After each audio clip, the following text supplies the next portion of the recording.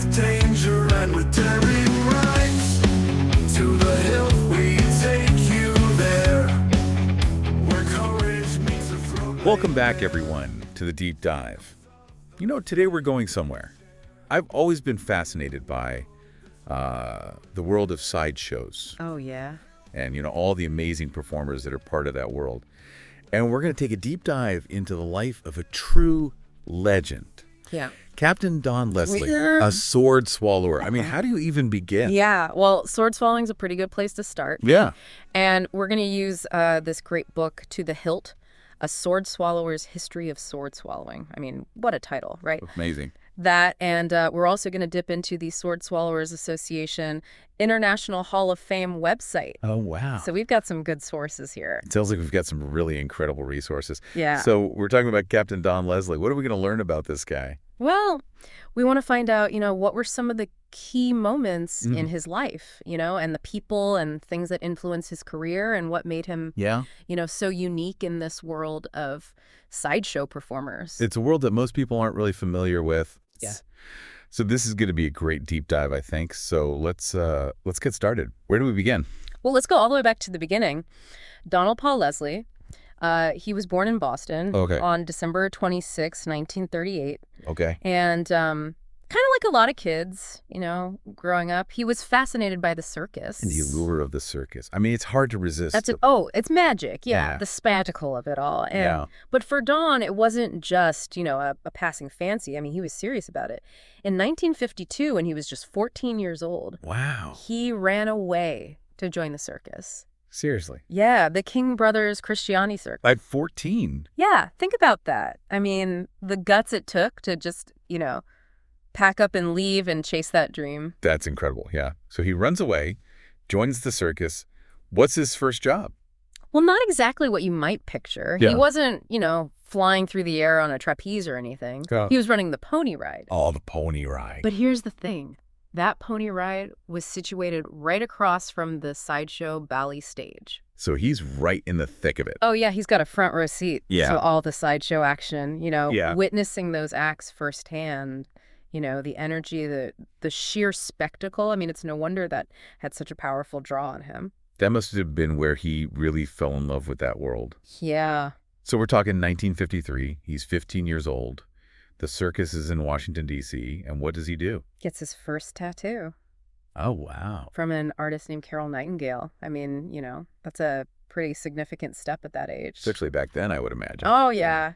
Yeah. It really shows his desire to be part of this world, to mark himself as part of this subculture. And it's a world he clearly dove into head first. By 1954, he's learning fire eating. 16 years old, learning to eat fire. Yeah. From this Argentinian performer, Carlos Liel, who's also with the Cristiani Brothers Circus. Carlos Liel. So he's kind of like an early mentor for Captain Don. Oh, yeah, for sure. He taught him fire eating. And, around this time, Don starts billing himself as a fire eater. So he's taking those first steps towards becoming a performer. And he doesn't stop there. He's 16 years old. He's fire eating, and then he picks up sword swallowing. Yeah, Carlos Liel taught him that, too. Now, apparently his technique was... he was pretty dramatic, He'd cough and gag and really emphasize the struggle. So almost playing up the danger for the audience. Exactly. It was all about the theatricality. Which is interesting because that seems so different from what I know of Captain Don Leslie's later style. Yeah, it's a really interesting contrast. Later on, he's all about smooth swallowing and precision, not so much the dramatic struggle. So it seems like his approach really evolves. Yeah, definitely. And speaking of evolving his look, let's talk about the tattoos. In 1955, during the circus's winter break in Los Angeles, he gets that incredible Rock of Ages back tattoo. Oh, yeah. That's iconic. That was done by Leroy Manu. Okay. And over the years, Manu did a lot of his tattoos. So they had a long relationship. Yeah, they did. And most of that work was done at Leroy's Tattoo Parlor on the Pike in Long Beach, California. Oh. His chest, his back, his arms. So his body really became, a canvas for his life story. And it wasn't just about the tattoos themselves. He also formed friendships with some legendary tattoo artists. Like in 1956, he meets Lyle Tuttle in California. Lyle Tuttle, another icon. Yeah, and get this. He actually teaches Lyle Tuttle some basics of sword swallowing. Oh, wow. Using a stove poker. Yeah. Can you imagine? I mean, that's amazing. It really shows you the connections within these communities, Yeah. and it shows you how willing he was to share his knowledge. Absolutely. Now, at this point, he's young. He's immersed in this world. You might think this is it. He's found his path. But in 1956, at the age of 18, something interesting happens. He joins the Marines. He joins the Marines. Yeah. It's a pretty big change of pace from the circus life, right? It's a huge shift. Talk about discipline and structure. And you have to wonder how that experience shaped him before he eventually returned to performing. Because he does return to the circus, right? He does. By 1957, he's 19 years old. Okay. And he's back with the Cristiani Brothers Circus. So the pull of that world was just too strong. It seems that way, yeah. So he comes back to the Cristiani Brothers Circus, and what happens? Well, he's really starting to hone his skills now. He's not just focused on the fire eating and sword swallowing. Okay. He takes on a whole range of jobs within the circus. I mean, this guy was a real workhorse. Concessions, animal care, general labor. Wow. So he really learned the ins and outs of how a circus operates? Oh, yeah. And he was with Cristiani Brothers from 1956 to 59. Okay. And during that time, he really blossomed into this incredible 10-in-1 act. Talk about versatility. A 10-in-1 act. That's amazing. What all did that entail? Oh, man, you name it. He was the talker, the grind man, the tattooed man, the escape artist, bed of nails, bed of glass, the electric chair, fire eater, human blockhead, human pincushion, and, of course, the sword swallower. Wow. That is an incredible range of skills. He did it all. And that really speaks to what was expected of sideshow performers back then. They had to be multi-talented and really deliver a spectacle. And keep the audience entertained. Absolutely. And he didn't stop there. During the circus off-season, he also worked as a tattoo artist. So he really embraced every aspect of that world. Oh, yeah. He was a true sideshow performer through and through.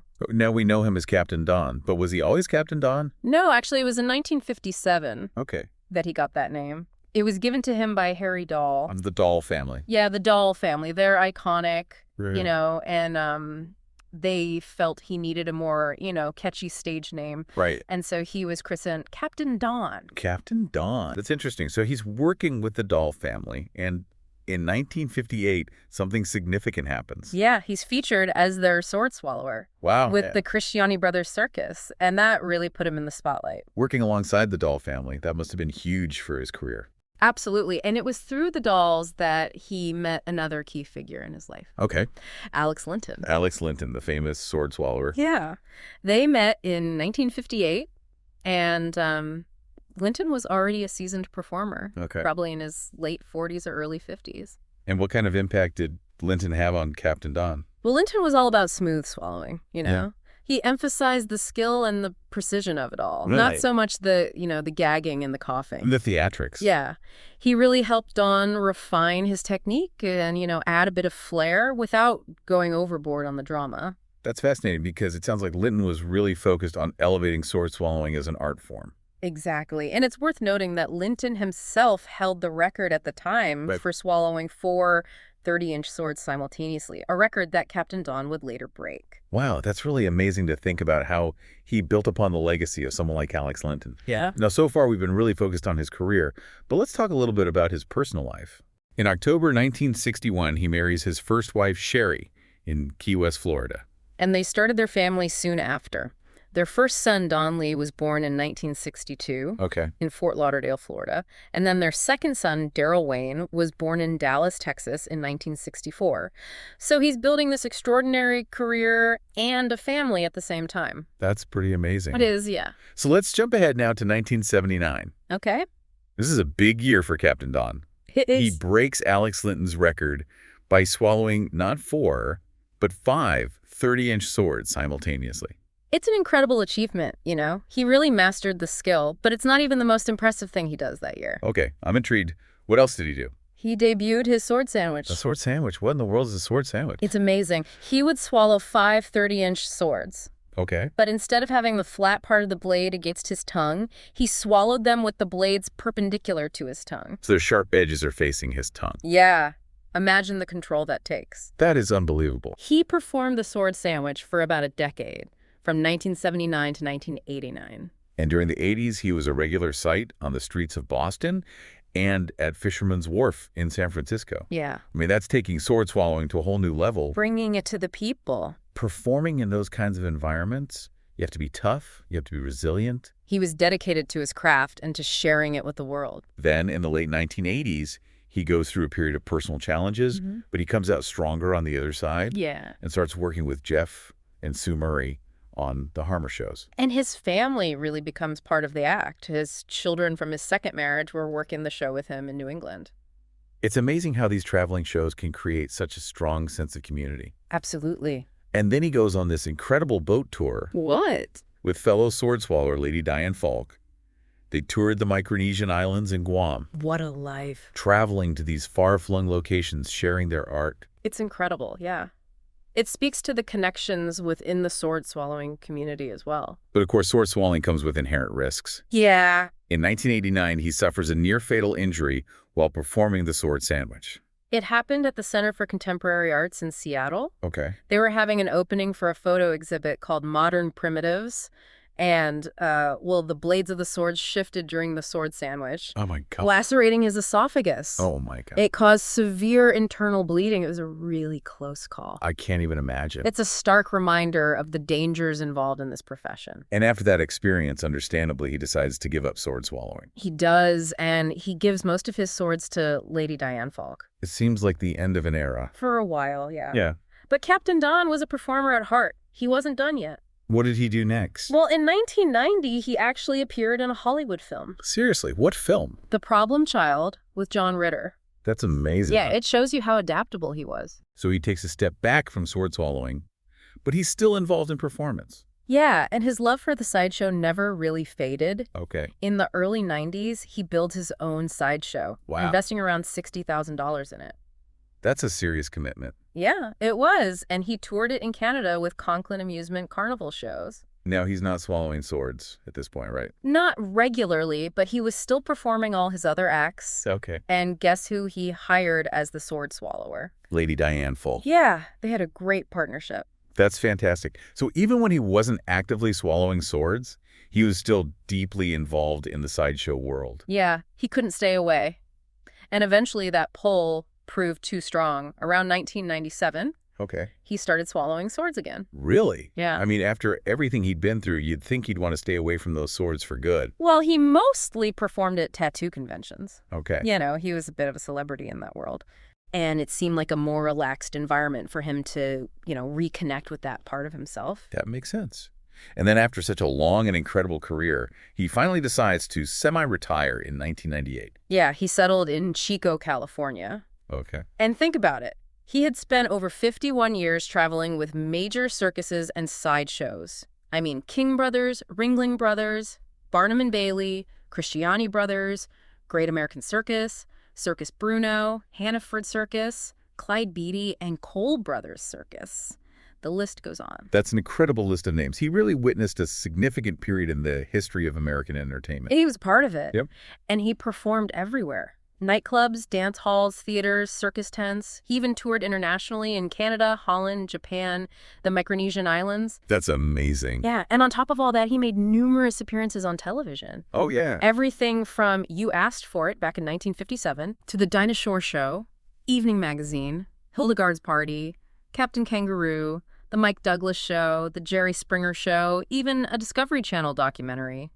He even had a role in the movie Beloved in 1998, though it was for banner painting. So he really brought sword swallowing into mainstream awareness in a way that maybe no one else had. I think so, yeah. And let's not forget all his other acts. Yeah, he was more than just a sword swallower. The human pincushion, the human blockhead, the escape artist, the fire eating. I mean, he was a true multi-talented performer. Absolutely. Now, even in semi-retirement, he would still make occasional appearances at tattoo conventions, sometimes even bringing along his 1863 saber. He even swallowed it on occasion. Wow, so he never truly lost that connection to his art. He didn't, but sadly his last public appearance was in February 2007 in California. Okay. And he didn't actually swallow his saber that time. I see. He'd been diagnosed with throat and jaw cancer. Oh, I'm so sorry to hear that.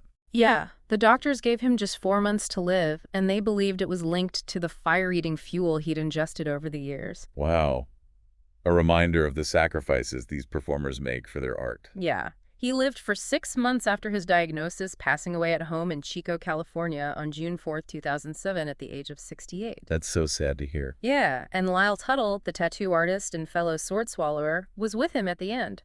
That's really touching. It speaks to the strong bonds they formed, you know? It does. Now, I understand Captain Don was a pretty interesting character, Oh, yeah. even beyond his performances. He was known for his long hair, his extensive tattoos, and he was rarely seen without a cigarette.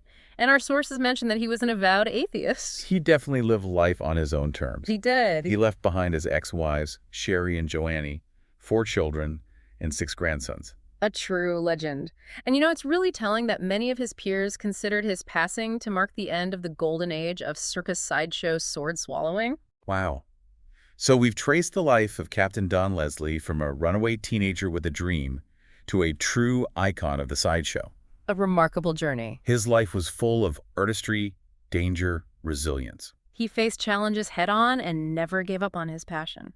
It's an incredible story. And for those listening who want to learn more, I highly recommend checking out the Sword Swallowers Association International Sword Swallowers Hall of Fame website at swordswallow.com. You can find their To the Hilt podcasts there as well. And don't forget the book To the Hilt, A Sword Swallower's History of Sword Swallowing by Dan Meyer and Mark Hartzman. Those resources will give you a much deeper understanding of Captain Don's life and the world of sword swallowing. So as we wrap up, here's something for you to think about.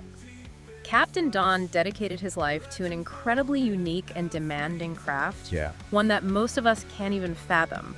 What does that tell us about the human drive to pursue passion and push the boundaries of what's possible? That's a great question to ponder. Thanks for joining us on The Deep Dive. Thanks for having me. We'll see you next time. With every breath, dancing close to life and death, stories written deep in flesh, legends born in every test. Through history's winding path, crafted with an iron grasp, voices from a world gone past, echo in the feet they clasp.